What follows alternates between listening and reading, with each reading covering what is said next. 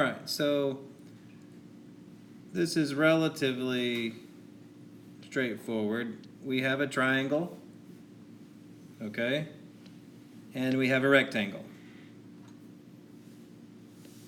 And we can, the area of this triangle will be 1/2 the base times height, but the base is delta B, and the height is delta H. All right, this length over here is delta H. It's the change in height.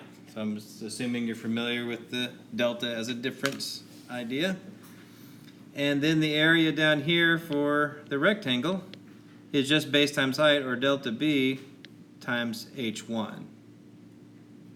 So the total area would be area of the rectangle plus area of the triangle, or delta B H1 plus 1/2 delta B delta H. Simple.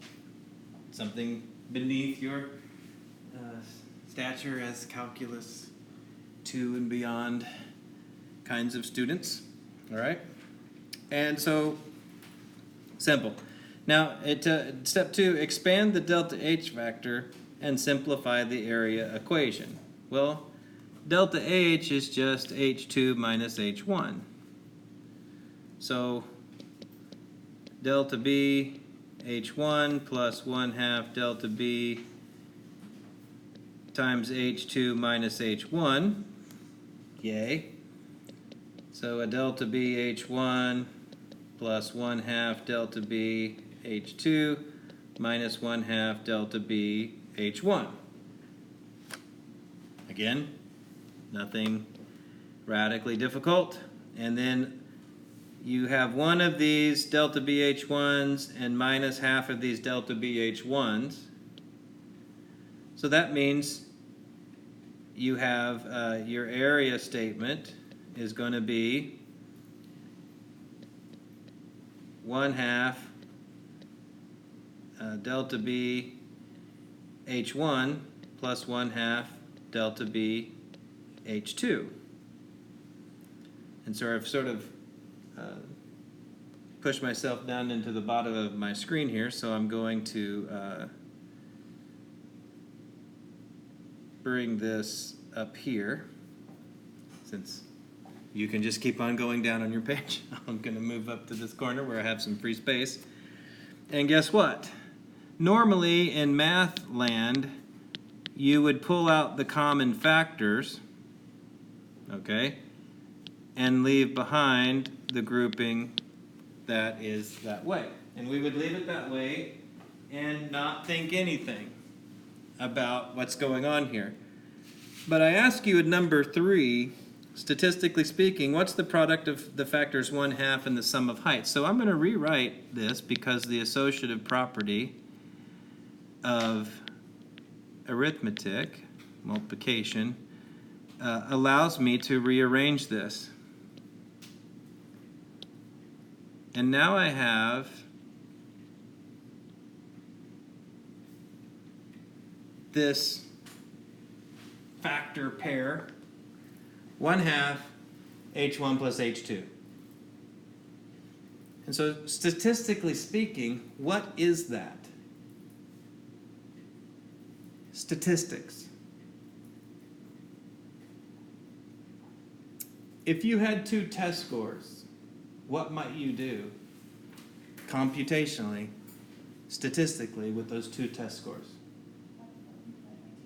Which is called an average. Isn't 1/2 of the sum of 2 heights the average height? It is, isn't it? You are correct. And so what I end up getting here is area of this right trapezoid is the average height times the base. And we symbolize average with a bar. Sometimes an overbar also means not A or B, but this, and statistically speaking, this is the average height